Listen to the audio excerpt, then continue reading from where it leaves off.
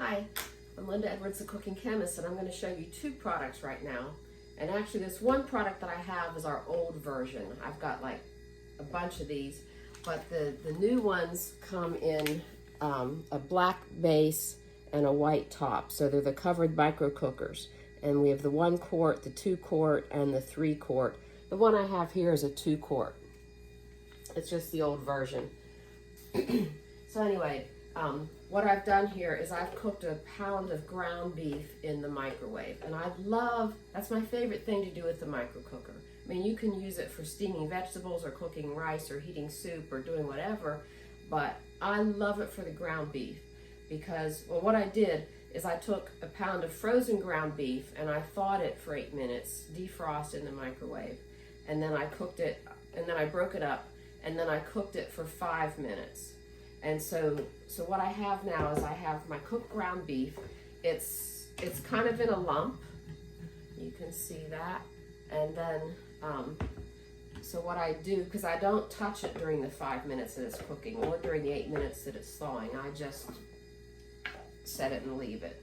But this micro cooker has holes, and so what I do then is I can drain, and it doesn't really matter which side, but I drain the grease off through the holes. And for me, this is just so much easier than trying to cook it in the skillet and then trying to get the grease out. I've just always hated getting grease out in the skillet.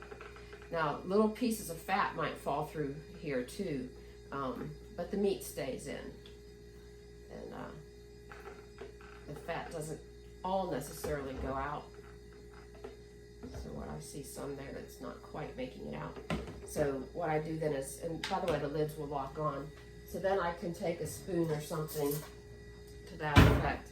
And if there's other pieces of fat, then I'll, just simply scoop those out. Because I don't like the fat.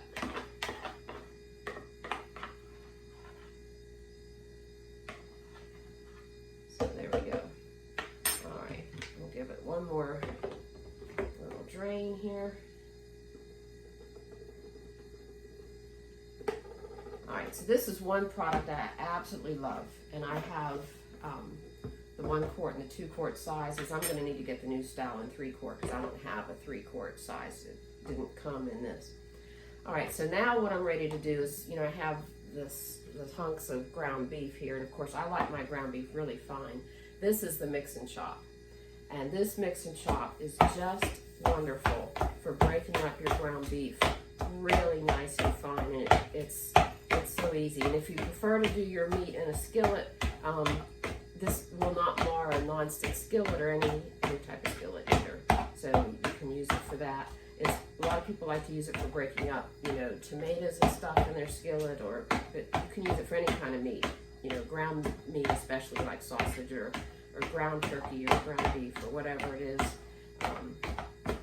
And it's great for mixing with other things, like if you wanted to stir in tomatoes and chop up the fresh tomatoes, or even whole canned tomatoes or whatever. So I just do this, and oh man, it sure is easier than a fork. And so there you go. And so now my ground beef, it's all as fine as I want it, which is really fine.